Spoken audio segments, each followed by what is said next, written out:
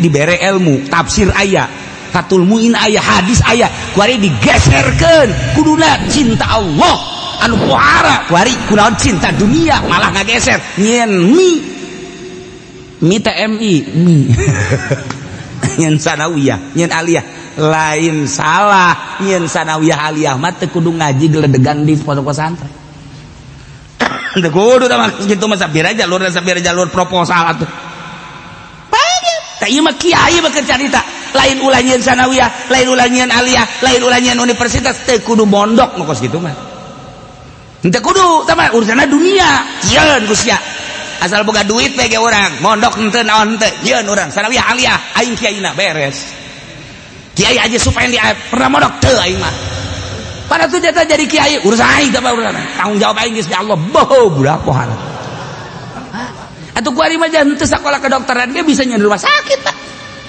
ya rumah sakit aing pokokna mah kepalana lain dokter lain naon dokter booking atuh sakola ge sarua yeun pondok pesantren mudirun asupan dia jurusan jahanamiah teras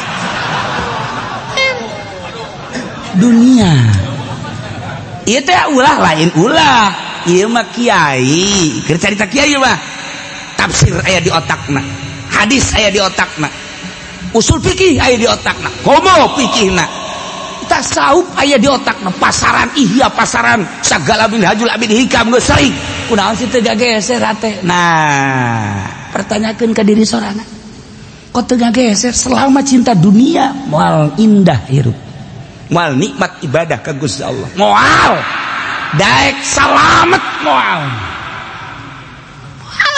nah coba yang geser ke carana bertoriko dipaksa orang deh paksa awak deh jam sekian udah jam sekian zikir jam sekian tergantung umat toriko pemaksaan diri supaya ingat baik Allah awalnya bahkan dipaksa la ilaha illallah la ilaha illallah la ilaha dipaksa terus mungkin karena kurang cerdas 1 tahun 2 tahun macam karasakan gunyana zikir bae lah la ilaha illallah la ilaha illallah la ilaha illallah tadi geus beres sahareudang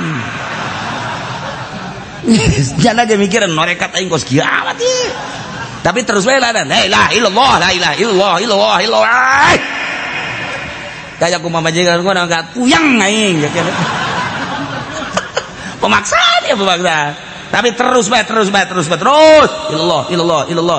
kan aya boga guru mah di bawah naungan guru na ieu budak kiamat sih ieu bado asal zikir bae muka baju sakumaha gelut nanaonan sih aya bimbingan ganti guru mursyid melalui doa na guru aya mau budak teu kudu dinasehatan doakeun bae engke ge aya nyulusup doa guru gitulah thariqah mah teu kudu dipanggil ge doakeun ku guru Gusti tuduhkeun ihdi tah mantak Allahumma hdinas siratal mustaqim teh eta teh doa ahli thariqah Allahumma hdinas siratal mustaqim Allahumma hdinas siratal mustaqim siratal ladzina eta teh doa thariqah. Nah ditujukan Allahumma hdi ya Allah golba fulan huwa muridi wa huwa dan lain-lain sebagainya mulai nyana ya mulailah ada lain deui kuari zikir geus kalem bahkan lamun ti jam 1 teh datang ka subuh diuk bae sia balik ngacai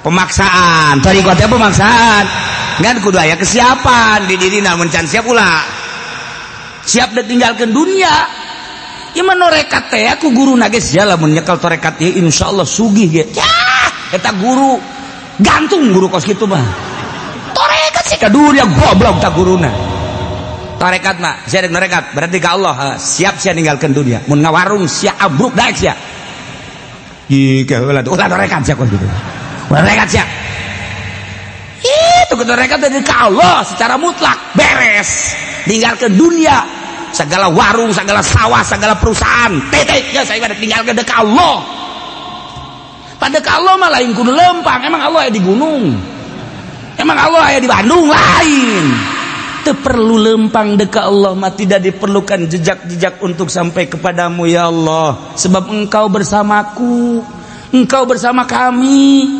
Innallaha ma'ana, ente perlu berangkat di dia Allah aya, di masjid Allah aya, ndek di mana bae Allah, lain kudu ka gunung, lain kudu ka leuweung, lain kudu ka mah kudu Allah, hanya perasaan nu can datang ka urang. Maka dipaksa urang miceunnan reged sakumaha rumi nyaritakeun aya hiji waliullah bijak lempang, begitu lempang aya jelema keur hees di handapeun tangkal kayu, ku geunah-geunahna eta hees di tangkal kayu, di handapeun tangkal kayu leungeunna ge ka luhur kieu tiis berarti kan calangap heesna calangap kadeulean ku kiai tersebut aya orai asup kana sungutna.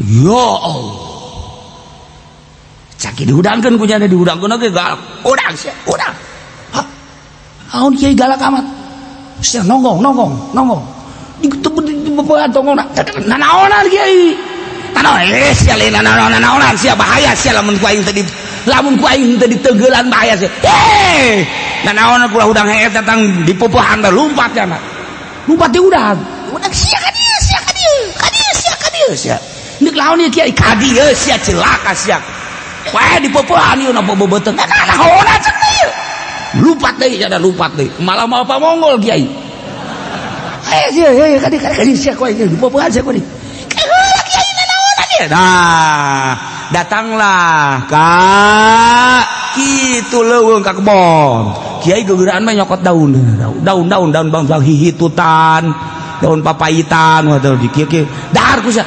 ih cak jalan nanaonan di kiai nanaonan dahar cak dahar ayo didaekeun dipaksa dikieukeun ku kiai baksakeun dahar gayam cak nya nanaonan si kiai kula keur ngeunah hees ieu datang di gebugan bae di udag-udag aduh cenah kiai tolol cenah ieu goblok ieu kiai cenah aya kajian aing mah digoblok-goblok ge cenah teh nu penting dahar teh sia aya dahar gayam leleg teureui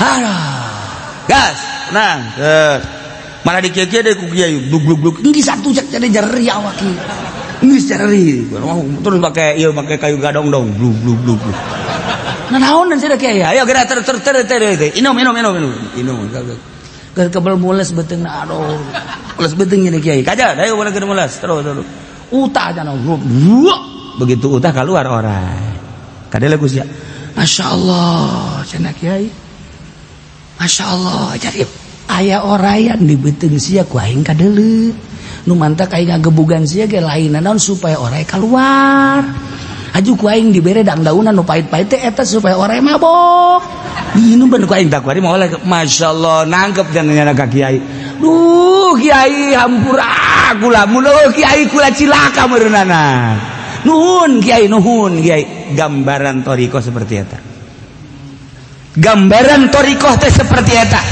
di diri urang teh loba orayan komo diaje pendi mah geus anak incuan sama oray lain hiji oray bae oray koros aya di dinya oray pucuk aya di dinya oray tandeu oray belang hambalaya geus hese tah mah diobatan naon ge hese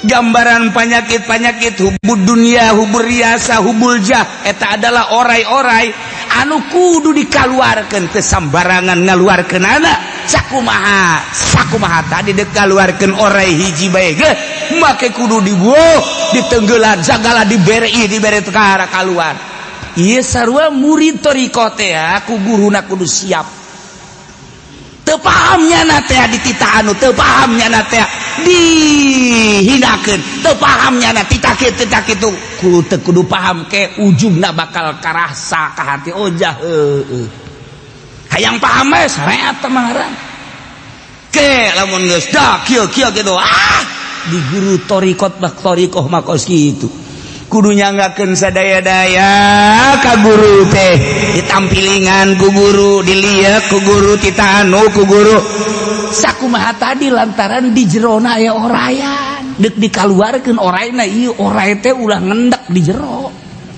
ketika geus kalaluar riyana hubul jahubud dunya wal masyaallah horenganan nikmat ibadah teh teringat dah ka guru guru nuhun abdi bisa nikmat ibadah teh kuasilah guru masyaallah guru abdi ngarasakeun kanikmatan ma'rifat abdi geus hese jaritakeun anak wasilah guru geus teu kudu di aku guru toreko mah kitu teu kudu ngaku ka aing geus ka Allah aing mah sakadar nuduhkeun doang sia supaya marifat geus teu kudu ka aing urang mah kan guru urang beuh lamun sabab lamun lain mama mah atuh aing teh bohong makana sujud sia ka aing urang mah kan kitu toreko mah lain geus teu kudu inget ka mah sia mah aing mah ngan sakadar ngan sakadar non gitu ngaranna aing nuntun sia supaya sia jauh ka Allah sanggeus dibubat babet dibuntang dibanting teu kaharti sakumaha tadi aya oray di jero kudu dikaluarkeun kumaha bae carana kiai galuarkeun oray dengan berbagai cara susah payah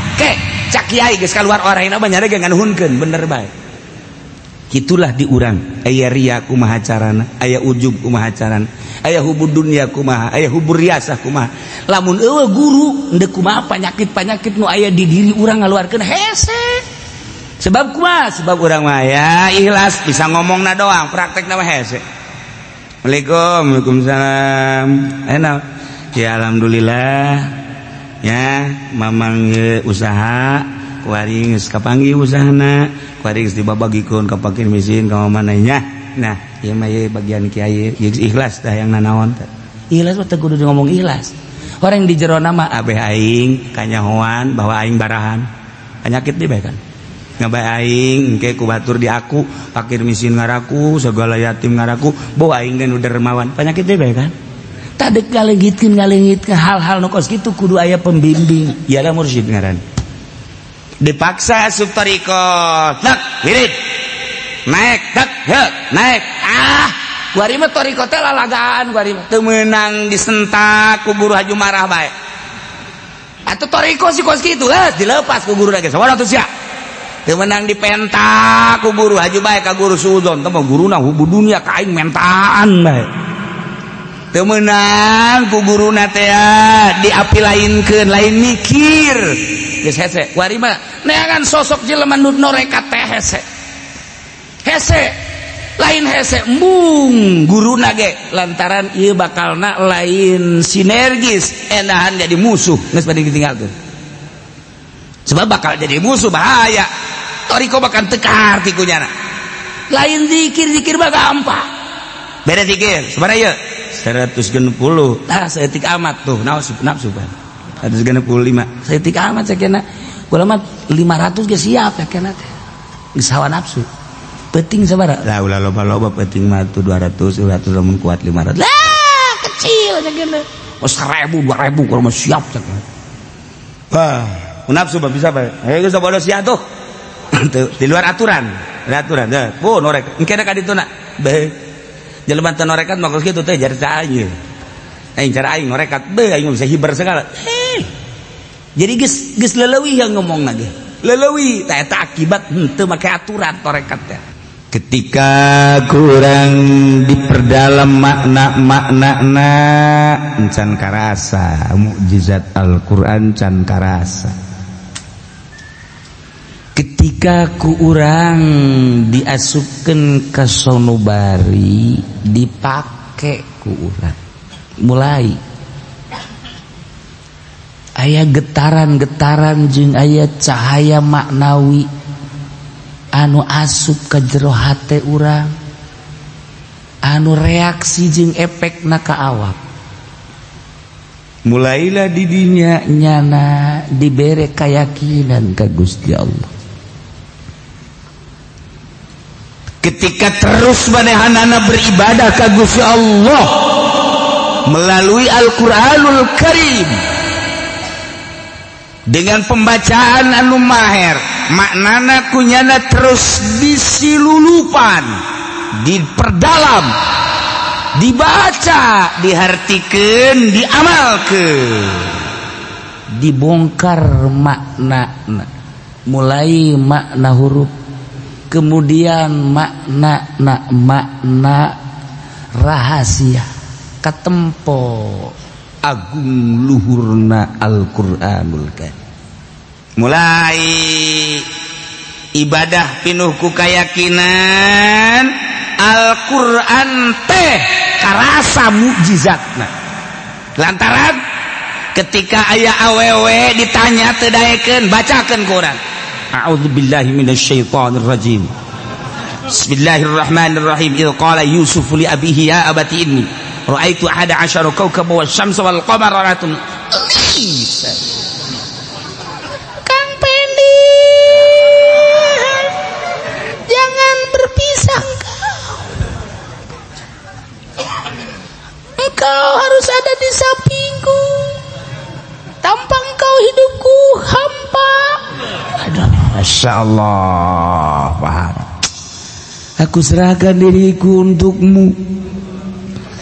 Segala-galanya adalah untukmu. Terasa jika engkau ada di sampingku dunia sejuk. Masya Allah, Masya Allah, Masya Allah. Pohar aja sih Pak. Tidak terasa terik matahari kalau mataku memandangmu, terasa sejuk luar biasa. Tanpa payung tetapi cinta sudah memayungiku. Waduh.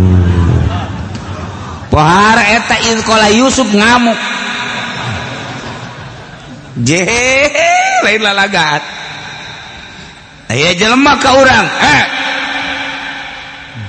Nek ngahurupan urang 40 ulah 40 1000. A'udzubillahi minasyaitonir rajim. Bismillahirrahmanirrahim. Hamim hamim hamim. Mal dibacakeun ku aing terus. Tah kudu ijazah ka aing make sapi. La aglibanna anna wa rusuli. Wah, langsung. Tiup. Puh. Mun teu itu ngajengkang urang. Beres. Dua di antarana. Lolobana urang nu ngajengkang.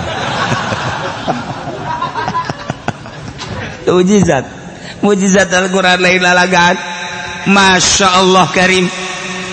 Emang kuari eueuh kitu seseorang anu masih kene ngarasakeun mujizat Al-Qur'an ambalah ya loba kene. Anu lamun ditunjuk cak ngaguling jelema. Quran teh mukjizat. Boho al-mujiz. Diganjar dibacana bakal ngapeskeun ka musuh. Kamari teh diulah demo teh seluruh polisi ngalarang demo. Polda mana nu ngamenangkeun demo? Kapolres mana nu ngamenangkeun demo? Polsek mana? Hanya jelema hudang sorangan, deuk kumaha tuh? Teu dibayar teu naon berangkat gue mau kabeh lamun lain mujizat mal bisa. Di Ciamis lempang ke Jakarta lamun lain mujizat Al-Qur'an nempe modar nya. Ye bagu bah gitu. Pae. Di lempang ka Serang bage. Kitu wae tuh je Bang Wah parang sana lamun lain ka sorot ku mujizat kan teu karasa. Ai eta nya boga himmah anu tinggi. Boga himmatul aliyah anu tinggi lempang di Ciamis. Eta di Padang teh lamun laut mah nya ge lempang ka dieu. Ngan kulantaran aya laut naik mobil teu meunang kapal udara disewa ku nyana. Lamun lain gagahna mujizat banyak nyewa kapal atuh. Neuk nanaonan nyewa kapal. Breng ka Jakarta tak gagahna mujizat lamun hayang nyaho kos kitu. Gagahna mujizat teh kos kitu. Tanpa ditita-tita sanajan nyana ngomong apa-apaan cek kau pada datang ke Jakarta ngapain cek jana ngapain iya mah berangkat teh atuh ditira ku Quran berangkat Maidah ngamuk Masya Allah bentar cek singko di Jakarta itu si Ahok apa-apaan bawa-bawa Maidah maerot ke dibawa tolol deh singko dalam erot, iya jangan bawa-bawa Maidah kayak ceknya nama jelema meureun Maidah.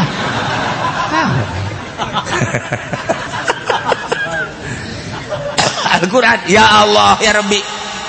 Al-Qur'an teh lamun geus gabu ulah sa-Qur'an kakarak saayat nu batak waliullah boga keyakinan urusan pae lain deui urusan pae mah ajal teh mah urusan anak perang teu perang pae demo teu demo pae urusan anak dahar teu dahar pae Soeharto moal beak 7 turunan modarnya ibutin pae atau komasia RT itu bukan naon modal jasa siapa parae nabe dusugi ge pae dusugi pae artinya parae ulah diukur ku urusan berjuang perang ulah urusan anak urang teh neangan ridho Allah hudang kabeh mukjizat hudang mukjizat moal katahan kajen kumaha ge ieu can sakumaha mukjizat Al-Qur'an masih kene ngendek di jero masih kene ngendek kudu dititahan nang saha orang lembur atuh demo nang saha ditahan jauh ditahan oh ditahan kan nanya dok mau pada kemana mau ke Jakarta ngapain demo ikut hei siapa yang mana udah kenal siapa pokoknya gua ikut sono siapa gak modal gua gak usah tanya modal gua pokoknya gua ikut aja ke sono ntar lu kalau ditanya sama polisi ngapain ke sono enggak polisinya gua gemlang dah eta nang saha ngomong gitu coba ayo orang lembur teh nyaho naon lamun polisi ngahalangan paeh di dinya polisi ulah disangka paehna ku eta budak ku mukjizat modar sia polisi ge mukjizat lamun geus ngamuk masyaallah gunung diangkat atuh pan cek Fudal bin Iyad ditanya bae kiai ari nu ngaran wali kumaha nu ngaran wali mah lamun nyana nunjuk sesuai jeung tunjukna lamun cek nyana ngaler cek nang hidung ngedul eta wali oh eta kos kitu kebeneran Ki Fudal bin Iyad ngageserkeun kopeahna ieu set gunung miring gunung eta teh ngabuktikeun bahwa nyana wali itu gunung miring cenah digegeun deui wah lempeng deui wali eta teh kudu hese-hese wali mah kulantaran nyana teh teu percaya ka wali kehebatan wali dibuktikeun ku Fudal bin Iyad.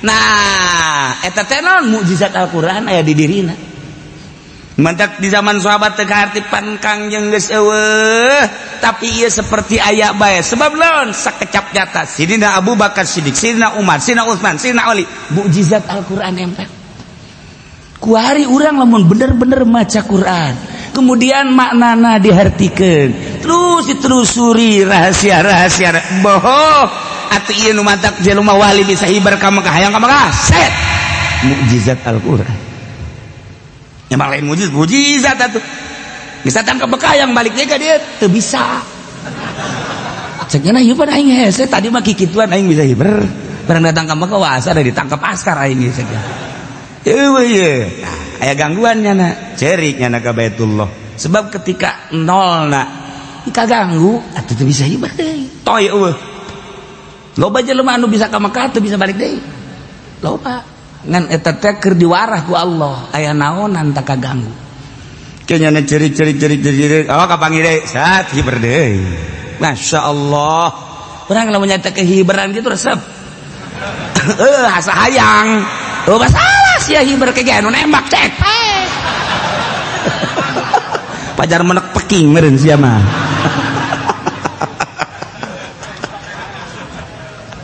atuh lain hiberan cara manuk set oh tuh Haji Pendi keur hiber tembak lain kitu masyaallah ieu mukjizat nah nu mantak hiji teu meunang dicekel ku nu junub dua boga wudu teu boga wudu teu bisa nyekel Al-Qur'an teu bisa nu head teu bisa ya Allah ya Rabbi aya larangan sama mukjizat nah ieu nu mantak di ayat turun ayat wa idza quri'al qur'anu fastami'u wa ansitu la'allakum turhamun wallahu a'lamu bima di ayat ieu tadi turunkeun dina ngalarang ngomong ngalarang ngobrol ngalarang berbicara fil khutbah dina waktu khutbah lantaran harita orang Arab teh ketika khutbah teh ieu nyana ngobrol-ngobrolkeun urusan perdagangan urusan kahirupan keur khutbah teh bising, maka turunlah ayat wa idza quri'al Qur'an fastami'u. Nu matak dibahasakeunana Al-Qur'an padahal mah khutbah lantaran di jero khutbah teh aya Qur'anan cek sakaol mah Qur'an secara mutlak kok. Aya deui jelema keur salat urang Arab di Madinah begitu keur salat ngarobrol. Nah eta ngalobrol teh ngaganggu kana salat. Maka dicarekan ku Gusti Allah turun ayat ieu wa idza quri'al Qur'an. Pan keur salat teh baca Quran. Baca Quran. Bismillahirrahmanirrahim. Alhamdulillahirabbil alamin. Quran. Surat kadituna. Bismillahirrahmanirrahim. Qul a'udzu birabbin nas. Quran. Eta teu meunang aya nu ngomong. Mantak cek mazhab Hanafi mah, cek mazhab Hanafi teu kudu baca Fatihah acan makmum lamun imam kadenge Fatihah. Teu kudu. Berang salat maghrib kan kadenge Fatihah. Allahu akbar imam. Bismillahirrahmanirrahim. Bismillah. Nabi mah sakadar penyempurna. Alhamdulillahirabbil alamin arrahmanirrahim maliki yaumiddin. Makmum teu kudu baca Fatihah. Geus asal kadengekeun bae ta ieu. Wa idza quri'al Qur'an di mana dibaca Fatihah. Quran teh Fatihah dina salat.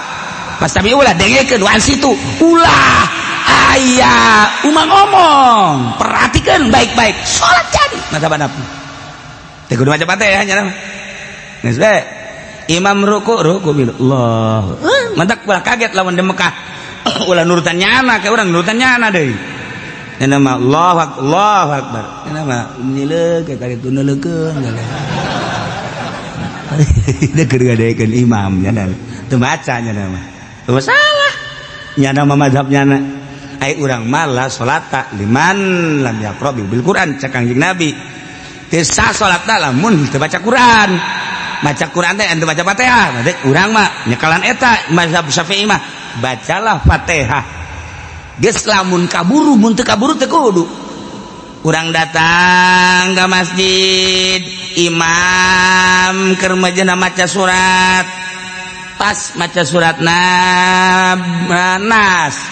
A'udzu birabbin nas malikin nas ilahin nas min syarril waswasil khannas. Urang datang ka dinya. Allahu akbar.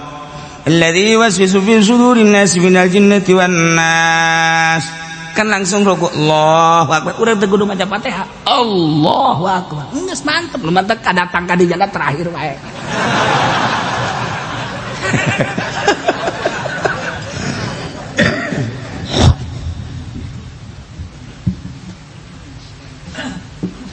Teu kudu.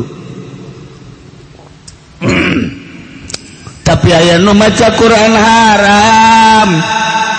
Ketika aya jelema keur salat, Allahu akbar jahar atawa sir. Jahar maghrib isya subuh. Sir zuhur asar. Allahu akbar zuhur.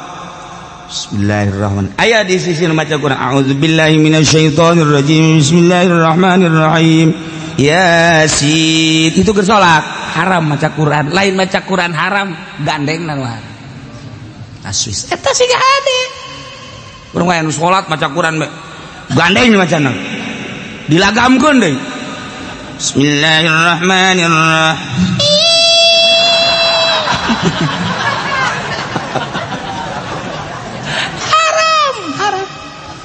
Haram. Termasuk ngaganggu nu sare dina waktu sare. Bulan Ramadan kan waktu teh urang teh sangat diperhatikan. Maghrib tas maghrib langsung isya tas isya langsung taraweh. Tas taraweh perlu istirahat sebab kena jam 2:30 atau jam 3 udang. Berarti perlu sare. Nah, ngaji Qur'annya na awong-awongan saat batur istirahat haram lain ngajar. Lain menang ngajar haram. Lantaran ngaganggu batu. Cak tatangga aduh teu budak bener ge tadarus. Adupan aing waduh. Ieu engke kudu hudang deui. Coba cak awewe mah bu aing mah nya salaki sok yang diladenan heula. Nya engke mas. Lebih berat awewe mah lebih berat. Masya Allah ke jam 2 kudu udang masak aja tak gandeng bae di masjid baca Quran haram eta kos itu teh. Masya Allah ya waktu-waktu teu meunang Naila wa idza quri'al Qur'anu fastami'u lah. Keur carita khutbah di mana-mana dibacakeun khutbah awas dengekeun sehingga orang keur baca khutbah lamun teu ngadengekeun urang disiksa ku Gusti Allah. Bener kudu dengekeun fastami'u lah paham situ kudu perhatikeun bener-bener ulah-ulah ngobrol keur khutbah ieu ulah-ulah ngobrol cak-cakan isyarah make ieu beta make jemari make curug Haram. Dengekeun. mata khutbah di dieu mah lain khutbah lugawi khutbah na ieu mah khutbah syar'i geus lain ceramah ku ari khutbah dina Jumat teh di manaan ceramah itu salah eta mah khutbah syar'i kelengkapan salat Jumat 2 rakaat nu 2 rakaat zuhur teh dibagi 2 rakaat ku salat 2 rakaat teh khutbah badak khutbahna 2 lamun aya jelema maca khutbahna hiji teh sah Jumatna pohon misalnya alhamdulillahilladzi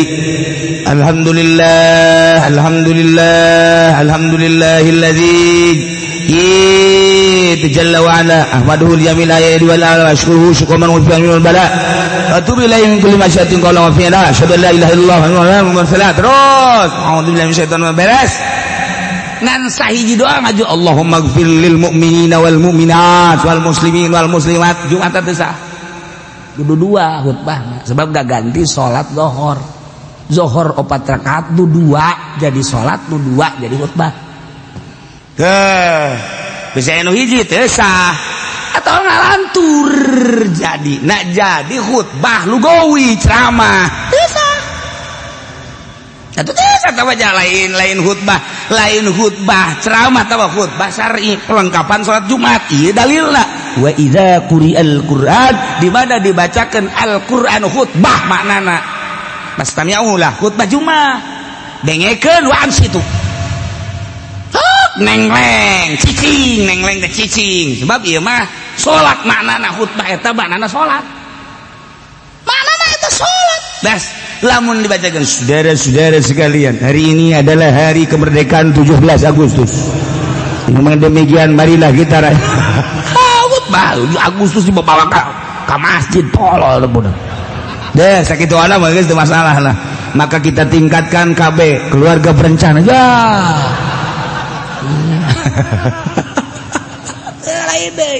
lain deh khutbah wa idza quri'al Qur'an khutbah di mana dibacakan Quran ya pasti ulah wa ansitu atau Quran secara mutlak di mana dibacakan Al-Quran dengekeun ulah loba omong lamun aya urang sunah kan neuk ngaji maca Quran heula sunah dina kitab Tabihul Mugdarin geus satu Tabihul Gopilin nu mantak urang manggil qori ieu teh deuk ceramah manggil qori hukumna sunah memeh pengajian maca Quran heula bacakeun Quran urang dengekeun nu patali jeung pengajian patali jeung pengajian ieu teh deuk pengajianana muludan oh berarti wa ma arsalnaka geus ledeg da wa ma arsalnaka wah ieu Rajab subhanalladzi asra oh ieu teh deuk pertikahan wa min ayatihi eta sunah os gitu surang dengekeun ulah ngarobrol dengekeun ieu teh kan mukjizat Masya Allah lamun mukjizat geus dibacakeun haji urang ngalantur berarti urang kahijab antara urang jeung mukjizat ketika mukjizat asup set ka diri urang ngadengekeun asupna ka mata nundutan berarti yang mukjizat itu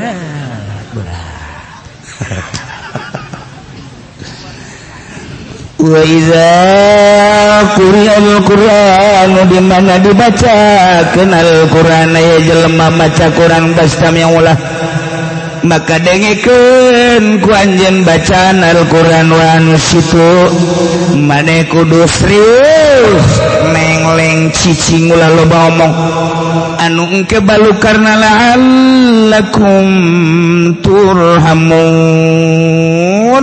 bakal menang rahmat ya Allah. Mujizat atuh kuari mah maca Quran teh kos kitu kori kurang bagus. Ma arsalnaka illa rahmat turun banyak mustame kos kitu di Quran sakumaha naon aya kori kurang bagus turun namun bagus loh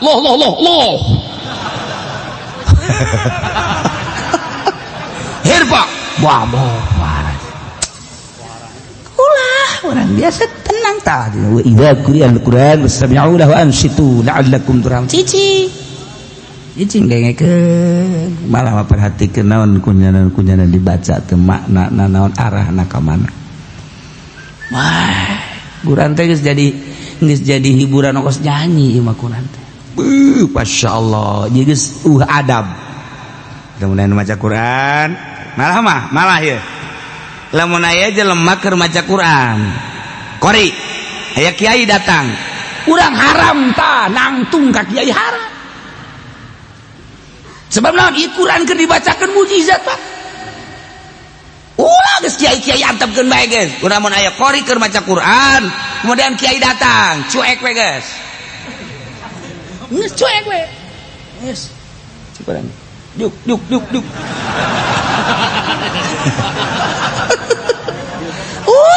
ulah ragung ye atau berarti kan muliaan mana Quran jeung kiai teu jauh belum ke mana-mana ulah geus antep ge mantap kiai nu bagus namun keur aya maca Quran ulah ka kadinya cicing we kiai ulah menghargai Al-Qur'anul Karim ulah nyeun heboh set kiai atau kiai nak embung dihormat masalah cicing sia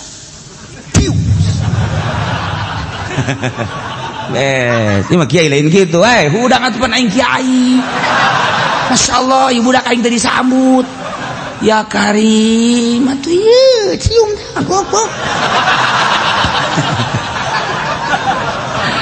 kiai tolol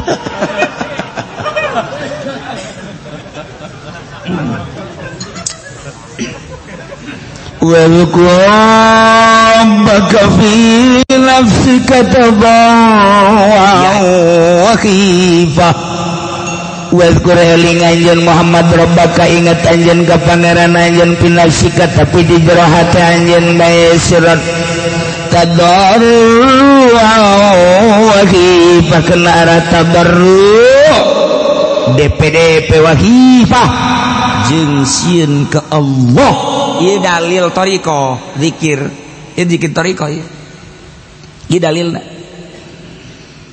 wadkur khusus sabab dah khusus ka Kangjeng Nabi tapi umum jang urang kabeha inget anjeun ka pangeran anjeun zikir nafsika di jero hate ieu kopi ngaran sirron motifna tadarruan DP ngarasa hina naraonan dibandingkeun jeung keagungan Allah wa khifatan jeung karena sieun ka Allah wa dunal jahri fauqa sir saluhureun sir jahar handapun jahar middle qaul tina ucapan ekos dan bayrah sedengan tarik ting ulah laun ting ulah mata ulah tarik ting ulah laun ting ulah mantak zikir aya macem-macem zikir teh macem-macem berbagai dalilna ieu keur carita zikir kopi mah jero kamu aya deui zikir jahar tergantung kumaha anu mawana dibawa di Baghdad ke Indonesia nu mawana diantarana salah satu dari para wali songo Sunan Kalijaga nu aya di urang Yusuf nu aya deui di urang kitu Ahmad Khatib Sambas Kalimantan Banten Syekh Abdul Karim Cirebon Syekh Hasbullah terus kitu ke Madura nah iya aya jalur-jalur mata toriko naon ya Qadiriyah nu mawana pasti ngan sakadar tilu ka Indonesia Qadiriyah wan Naksabandia mah jalurna ngan tilu kajen kukumaha jalur Banten jalur Cirebon jalur Madura sakitu engke tidinya dikembangkeun Banten ka mana Cirebon ka mana Madura ka mana kanyahoan geus lamun aya anu nyekal toriko Qadiriyah wan Naksabandia di mana ya anu jalur mana kapanggih bakal tek oh kadinya Banten ka mana maneh ya anu bisa ya anu oh kanyahoan deg geus lamun cara pencakajauan carana kos kitu kajen kukumaha ge nah lamun ieu Khalidiyah nu mawana pasti ka Indonesia pasti eta geus kajawan kurang jalur Khalidiyahna di mana ya Sumatera eta berarti kieu lamun ieu Satoriyah kajawan nu mawana eta geus ngembang lah kurang Jawa Timur Jawa Tengah Jawa Barat mun di urang teh mah bakal kajawan jalur mana nu teu kajawan mantak aya bae mutamar toriko supaya mutabaroh jalur-jalur kajawan ketika aya jelema ieu rekat teh toriko wan Naksabandia kok kieu lain deui mah ye lain deui pembawaan torikohna gimana ya selidik orang pasti putus guru wajan kuku mage putus guru kajen kuku mage lain gitu urang dek Naksabandi bae Bahauddin Naksabandi Uzbekistan nyanalah tokoh anu paling luar biasa anu bisa komunikasi jeung Allah teh larap lain lalawora jelema tuh ilham teh langsung ka Bahauddin Naksabandi mah Masya Allah eta jelema kuluhur-luhurna gitulah para kutubul aulia datang ke Indonesia dibawa salah satu wali songo Naksabandina geus aya Qadiriyah wan Naksabandia aya Qadiriyah hungkul aya Naksabandia hungkul engke kanyawan nu Naksabandia hungkul jalur mana Jawa Timur Jawa Tengah Jawa Barat Naksabandi hungkul kanyawan salah bakal kanyawan Qadiriyah hungkul bakal kanyawan Qadiriyah wan Naksabandia bakal kanyawan jalur mana antilu amun Qadiriyah wan Naksabandia mah bawa Banten Syekh Abdul Karim nah tidinya ngembang apakah Syekh Asnawi apakah Syekh anu kanyawan kurang kan pembawaan namun berbeda salah berarti mata geus teu kudu jaritakeun mursyid selalu aya geus tina eueuh lagi ulah pusing-pusing atuh mah urusan kos kitu urusan batin kunaon haju ku hari pemilihan calon mursyid ya Allah tuh mending diganti sakalian si aku haji mursyid teh kudu dibingungkeun nu geus kitu mah tama urusan batin engke ge aya sorangan tama mursyid mah ya Allah ya Rabbi nah ieu mah carana engke urang teh aya toriko Qadiriyah wan Naksabandia ka Indonesia dibawa ku Syekh Abdul Karim ka Banten ti Ahmad Khatib Sambas teh boga guru ngaranna Syekh Samsudin teh boga guru ngaranna Syekh Murad dan lain sebagainya dipadukeun ku Ahmad Khatib Sambas Qadiriyah jeung Naksabandia kan Qadiriyah mah jar la ilaha illallah ai Naksabandina kopi peureun dihijikeun ku Syekh Ahmad Khatib ternyata hasilnya luar biasa lamun kataekan pohara dibawa ke Indonesia dikembangkeun di Indonesia nah kuari mah keur carita ieu urang kuari kunaon si teu ngageser hate urang kumaha maksudna teu ngageser Quran aya di otak urang hadis aya di otak urang di Aji Minhajul Abidin aya di dada Ihya Ulumuddin aya hikam aya tapi teu daek ngageser kunaon sih lain cinta Allah cinta dunia ieu nu bahaya ge kurang kumaha penjabaranana di universitas bahkan diterjemahkeun eta hikam diterjemahkeun eta Ihya diterjemahkeun nu nerjemahkeun ge cinta dunia eta kiai luar biasa lamun nyaritakeun ilmu pohara jasa bahsul masail pang menang nanyana tapi cinta dunia kunaon teu digeser sih di jero hate teh henteu dijazab henteu ditarik renungkeun ye aing ngaji ti leutik geus puguh amil jurumiyah sorop ngelal datang ka ngelal Alpiyah diaji lain sekali gaji Johar Maknun diaji bahkan ukudul Juman ge diaji Samsiah ge datang ka Mukhtalitot luar kepala datang ka kitab lagi leungit kuari diaji kabeh kuari tapi tidak ngageser endahan ngageser ka dunia diantara ngageser ka dunia lah ya aing hirup kieu bae malah maningan aing manyieun yayasan bae ngageser ka dunia berarti kiai dibere ilmu tafsir aya Fathul Muin aya hadis aya kuari digeserkeun kuduna cinta Allah anu pohara kuari kunaon cinta dunia malah ngageser nyen mi TMI mi nyen sanawiyah nyen aliyah lain salah nyen sanawiyah aliyah mah teu kudu ngaji geledegan di pondok pesantren teu kudu tah kitu mah sabira jalur proposal atuh tah ieu mah kiai mah keur carita lain ulah nyeun sanawiyah lain ulah nyeun aliyah lain ulah nyeun universitas teu kudu mondok nu kos kitu mah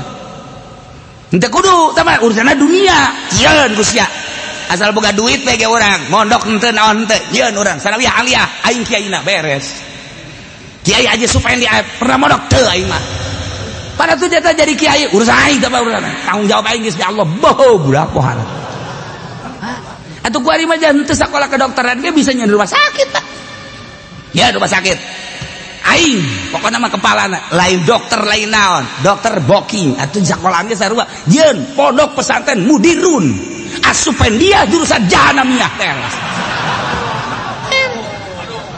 dunia ieu teh ulah lain ulah ieu mah kiai keur carita kiai mah tafsir aya di otakna hadis aya di otakna usul fikih aya di otakna komo fikihna tasawuf aya di otakna pasaran ihya pasaran sagala minhajul abid hikam geus sering kunaon sih teu gageser hate nah pertanyakeun ka diri sorana kok teu gageser selama cinta dunia moal indah hirup moal nikmat ibadah ka Gusti Allah moal daek salamet moal nah coba yang geser ke carana bertoriko dipaksa orang teh paksa awak teh jam sekian udang jam sekian zikir jam sekian tergantung umat toriko pemaksaan diri supaya ingat mereka Allah awalnya bahkan dipaksa la ilaha illallah la ilaha illallah la ilaha dipaksa terus mungkin karena kurang cerdas 1 tahun 2 tahun macan karasakan munyana zikir bae lah la ilaha illallah la ilaha illallah la ilaha illallah tadi geus beres sahareudang jangan aja mikirin norekat aing kos kiamat ieu tapi terus bae lah la ilaha illallah la ilaha illallah illallah illallah kayak kumaha majikan gua enggak puyang aing pemaksaan ya pemaksaan tapi terus illallah kan aya boga guru mah di bawah naungan guru na ieu budak kiamat sih ieu bado asal zikir bae muka baju sakubade gelut nanaonan sih aya bimbingan ganti guru mursyid melalui doa na guru aya mau budak teu kudu dinasehatan doakeun bae engke ge aya nyulusup doa guru gitulah thariqah mah teu kudu dipanggil ge doakeun ku guru Gusti tuduhkeun ihdita mantak Allahumma hdinas siratal mustaqim teh eta teh doa ahli thariqah Allahumma hdinas siratal mustaqim Allahumma hdinas siratal mustaqim siratal ladzina eta teh doa thariqah. Nah ditujukan Allahumma hdi ya Allah golba fulan huwa muridi wa huwa dan lain-lain sebagainya mulai nyana ya mulailah ada lain deui kuari zikir geus kalem bahkan lamun ti jam 1 teh datang ka subuh diuk bae sia balik ngacai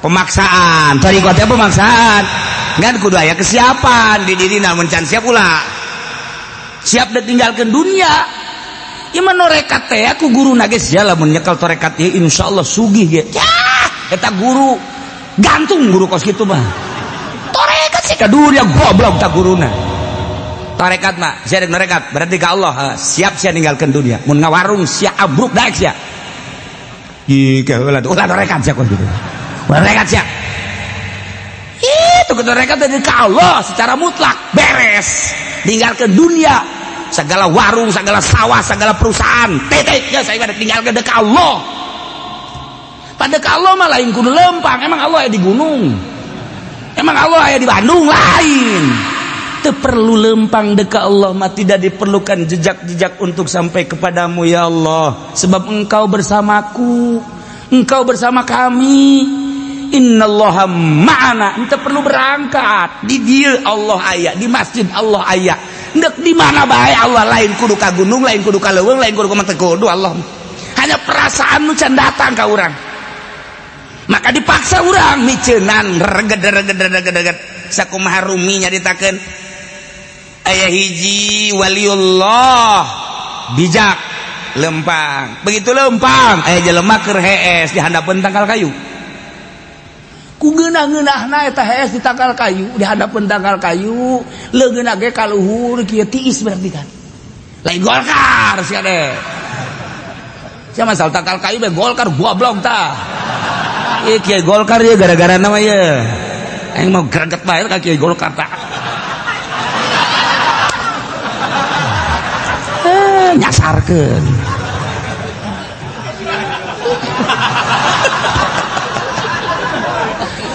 iya calangap KS-na calangap kadeulean ku kiai tersebut aya orai asup kana sumutna ya Allah caki diudangkeun ku nya diudangkeun ge galak udang sia udang hap naon kiai galak amat sia nonggong di bebean tongongna nanaonan kiai sia lain nanaonan sia bahaya sia lamun ku aing teh diteugelan bahaya sia nanaonan kulah udang heet datang di pupuhan da lumpat ya mah lumpat di udang sia ka dieu sia neuk laon ieu kiai ka dieu sia celaka sia wae di pupuhan ieu napa beubeuteng nanaonan cenah ieu lumpat deui malah mau apa mongol kiai sia ka dieu sia ku aing di pupuhan sia ku dieu nah datanglah kak kitu leuweung ka kebon kiai gegeuraan mah nyokot daun bangsa hihitutan daun papayitan atau di kieu dahar ku sia ih cak jalan nanaonan di kiai nanaonan dahar cak dahar ayo didaekeun dipaksa dikieukeun ku kiai baksakeun dahar gayem cak nya nanaonan si kiai kula keur ngeunah hees ye datang di gebugan bae di udag-udag aduh cenah kiai tolol cenah ye goblok ye kiai ye cenah aya kajian aing mah digoblok-goblok ge cenah teh nu penting dahar tah sia aya dahar gayam leleg teureui aduh gas tenang malah dikieu-kieu deui ku kiai bluk geus satu cek cenah jeri awak kieu geus jeri terus pakai kayu gadong dong bluk nah naon cenah kiai ayo geura ter inum kebel mules beteungna aduh mules beteung nya kiai kaja da ayo bener mules terus utah cenah begitu utah keluar orang kadele Gus ya masyaallah cenah kiai masyaallah jadi aya orayan di beuteung sia ku aing kadeuleut nu mantak aing ngagebugan sia ge lainna naon supaya oray keluar aju ku aing dibere dangdaunan nu pait-pait teh eta supaya oray mabok diinum ben ku aing tak kuari moal masyaallah nangkep jangan ka kiai duh kiai hampura kula mun kiai kula cilaka meureunana nuhun kiai gambaran thariqah seperti eta gambaran thariqah teh seperti eta di diri urang teh loba orayan komo di Haji Pendi mah geus anak incuan sama orang lain hiji orai baik, orai koros aya di dinya, orai pucuk aya di dinya, orai tane, orai belang, ambalaya geus hese tama di obatan naon geus hese.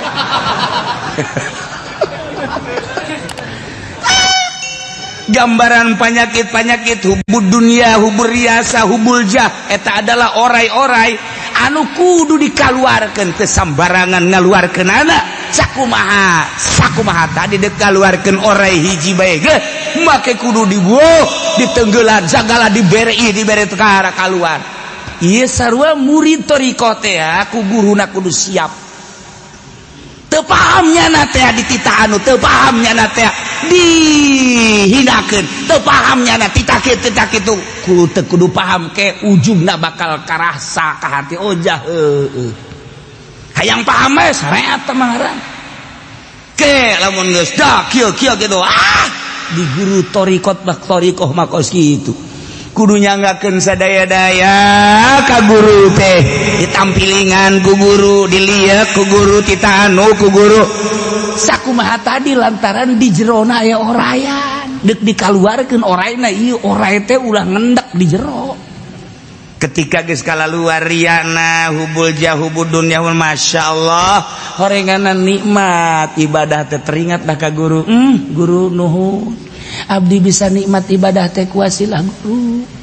Masya Allah guru abdi ngarasakeun kanikmatan ma'rifat. Abdi geus hese caritakeun anak wasilah guru. Geus teu kudu di aku guru thariqah mah kitu. Teu kudu ngaku ka aing geus ka Allah. Aing mah sakadar nuduhkeun doang sia supaya ma'rifat. Geus teu kudu ka aing. Aing urang mah kan guru urang. Bu lamun sabab lamun lain mama mah atuh aing teh bohong. Makana sujud sia ka aing. Urang makan kitu, thariqah mah lain. Teh kudu ingat kalau sia mah aing mah ngan sakadar naon gitu ngaranna aing nuntun sia supaya sia jauh ka Allah. Sanggeus dibubat babet, dibuntang, dibanting. Teu kaharti sakumaha tadi aya orai di jero kudu dikaluarkeun kumaha bae carana. Kiai galuarkeun orai dengan berbagai cara, susah payah. Ke cak kiai geus kaluar oraina mah nyare nganuhunkeun bener bae. Itulah di urang aya ria kumaha carana, aya ujub kumaha carana, aya hubud dunya kumaha, aya hubur riasah kumaha. Lamun eueuh guru endeu kumaha panyakit-panyakit nu aya di diri urang ngaluarkeun hese. Sebab kumaha? Sebab urang mah ya ikhlas bisa ngomongna doang, praktekna mah hese. Waalaikumsalam. Enak. Ya alhamdulillah. Ya mamang usaha kuari geus kapanggih usahana. Kuari geus dibabagikeun ka fakir miskin ka manehnya. Nah, ieu mah bagian kiai ikhlas tah yang nanaon teh. Ikhlas mah teh kudu ngomong ikhlas. Orang di jero nama abeh aing kanyahoan bahwa aing barahan. Penyakit deui bae kan.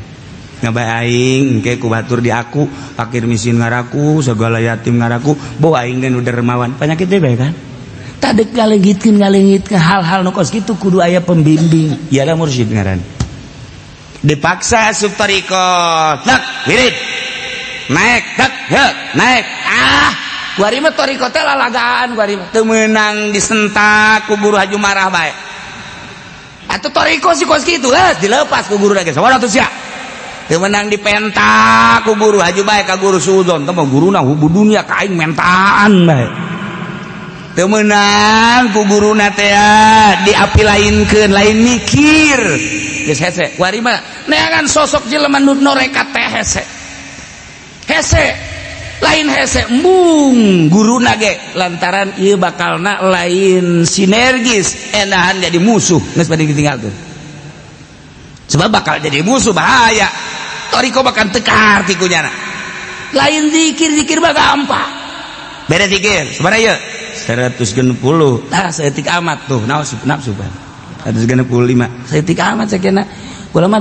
500 ge siap sakena teh geus hawa nafsu penting sabaraha lah ulah loba-loba penting mah tuh 200 lamun kuat 500 lah kecil sakena oh 1000 2000 kalau mah siap sakena wah nafsu mah bisa bae geus sabodo sia tuh di luar aturan teh norek engke ka dituna bae jelema teh norekat mah kitu teh jarita aing aing cara aing norekat bae aing bisa hibar segala jadi geus leuleui yang ngomongna ge leuleui tah eta akibat teu make aturan torekat teh jeung jelema engke teu wauh tuh kudu beda sebab urang makan norekat nyana makan teu tuh kudu beda urang mah jelema ikhlas ikhlas tidak ngomong tolol tah kan gitu jelema kudu ngahormat ka aing sebab aing manorekat asal henteu dihormat aing adi thariqah thariqah atuh sia ngahormat ka aing pan aing mah ahli thariqah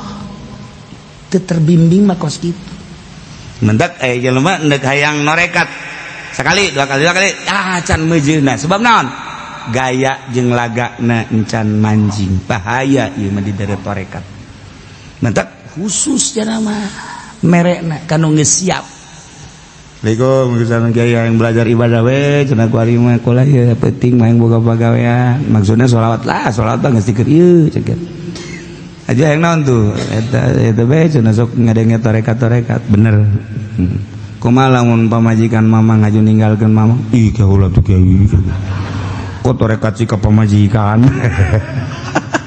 eta kan dicoba kurang guru tarekat kan coba pamajikan kan dunia kumaha mun pamajikan ninggal warung kumaha mun warung ngajejes ye eta mah sakadar cobaan kanyana siap teh ieu cenah kula yang norekat bagaimana naon ulah magaan ngaji alhamdulillah tuh bagus santri 100 siap ya norekat siap sia lamun norekat santri areueuh bakalna teu kaburuna naon bung santri areueuh bae siap kayak ku jelema sia geus teu diambeun teh sia tumbung berarti teu siap berarti berat ka jelema berarti berat kana kamulyaan berat ka dunia larek norekat kiai kumaha teh lamun warung si ambruk kajeun kiai emang kuari ambruk ieu kuara mah geus disakamariankeun bae teh kumaha sia lamun ke sia haju imah leungit kuwi can boga imah kumaha sia haju lamun ka Bogor lamun pamajikan sia haju indit kuda teu laku-laku kiai can kawin datang ka kuari teu laku kuari perusahaan sia naon teu usaha baru sebatang kara saya bener nek norekat bener saya lain nek norekat dia mah pelampiasan sama kos gitu terjadi norekat mah ilmuna secara syariat geus aya jang ketika ieu sah teu kudu nanyakeun ieu teh batal teu kudu nanyakeun malah mun aya batur nanyakeun bag-bagan syariat kunyana bisa kajawab besinyana engke diangkat jadi wali batur naranya bisa ngajawab mah nya aya wali engke bodoh ji syariatna heula nomor kedua geus kudu siap ditinggalkeun ku jelema sebab teu dimaksud jelema mah andai kata jelema ngusirnya atuh siap baik sanajan anak pemajikan ngusir ge masalah sebab deka Allah andai kata kesalahan persepsi pemajikan jeung anak teh lain deui cara Kangjeng Nabi Lut pemajikanna beda persepsi kajeun kukum aing mah deka Allah usir aing ku sadunya aing deka Allah aing mah supaya boga perasaan aing hiji kadua Allah sakitu hirup andai kata ieu kabeh mencomok kajeun asal ulah ku Allah andai kata ieu dunia leungit kabeh kabeulem ulah wah ka dunyana aingna ge kabeulem ridho mun ku Allah beres wah sia beneran atuh beneran beres mentak moal sieun tipeting ge tipeting zikir jam 1 jam 2 deug aya nu paeh deug pocong aing teu sieun ka sia pocong paling muringkak bulu doang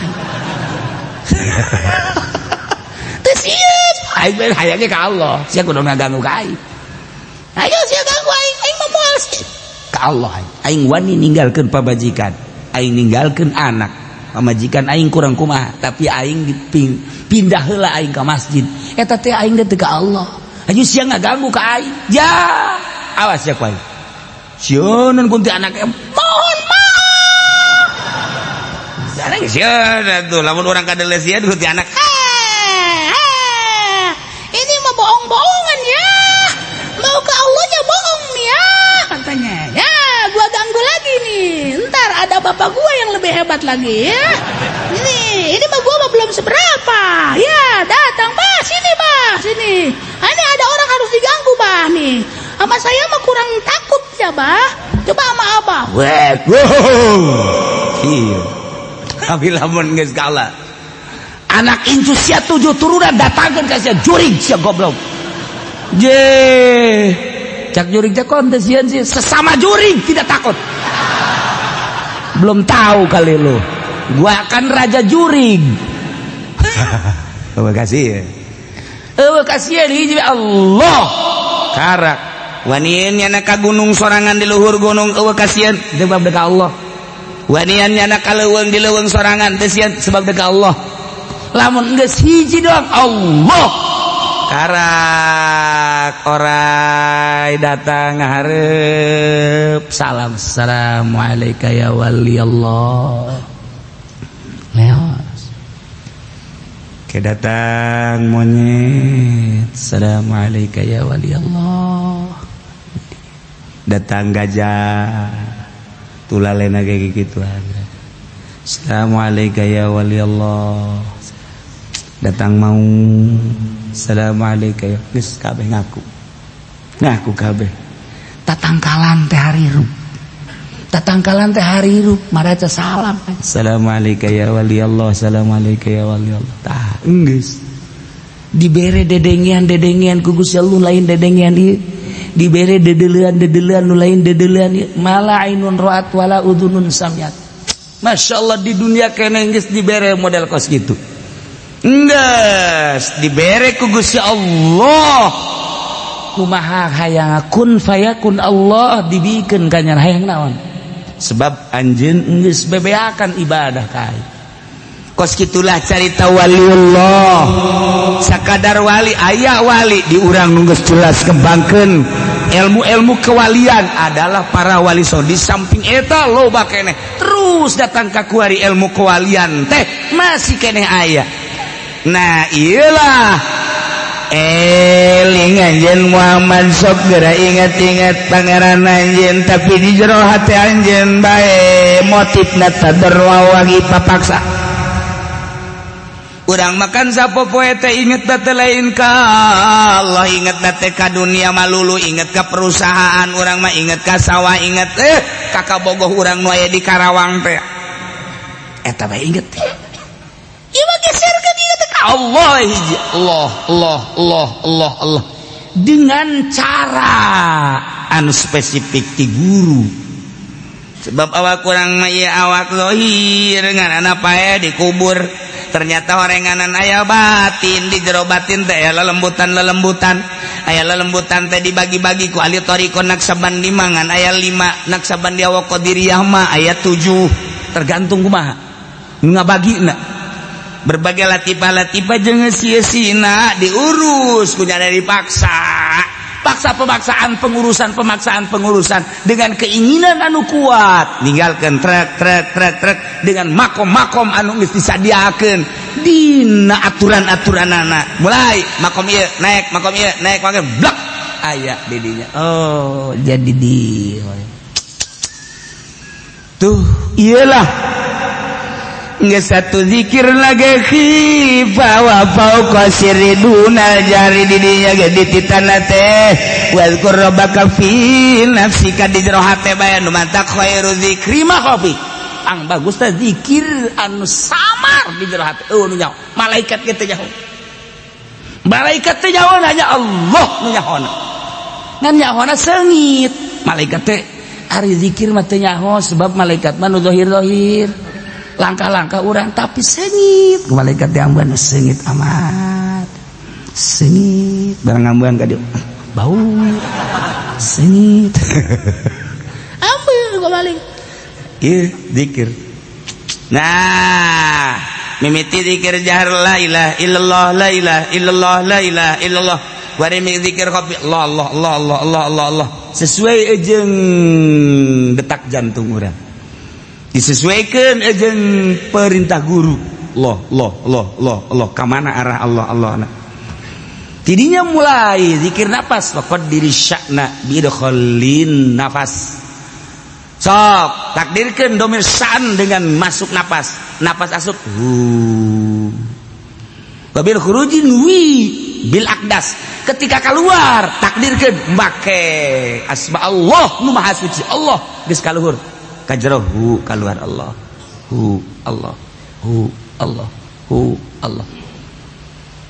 Mantap mimitina lama budak bihakin. Kedua lamak sudah bihakin. Tilu lamat luba bihakin. Opat dan lain-lain sebagainya. Teu meunang urang kuaring ngatur sorangan aya waktu-waktu. Mulai idinya geus lain deui, perasaan dirina geus lain deui, salat geus lain deui, sangkilang babarengan jeung jelema tapi lain deui, zahir mah zahir, batin mah batin bae. Geus aya di alam nu eta. Iyalah dalil zikir khafi. Nurutkeun cek di dieu mah teu meunang gandeng-gandeng zikir teh. Paling sedengan kosdan, sedengan. La ilaha illallah, la ilaha illallah, la ilaha illallah. Teu meunang gandeng. Nah, aya gandeng engke di zikir jahar. Dalil lain deui. Maka diatur ku ahli thariqah ti mimiti zikir jahar, datang ka zikir khafi, dakar ka qadiriyah wa naksabar dan berbagai-bagai zikir sarua dek usul ilallah hayang menyerupai malaikat. Mantak cak di dieuna bil wuduwi wal asal wala takum minal ghafilin. Ulah rek paraho maneh ka Allah tina zikir ka Allah sapak sakit. Sebab aya hamba-hamba Allah nu teureun ngabersihkeun ka zat Allah ialah malaikat.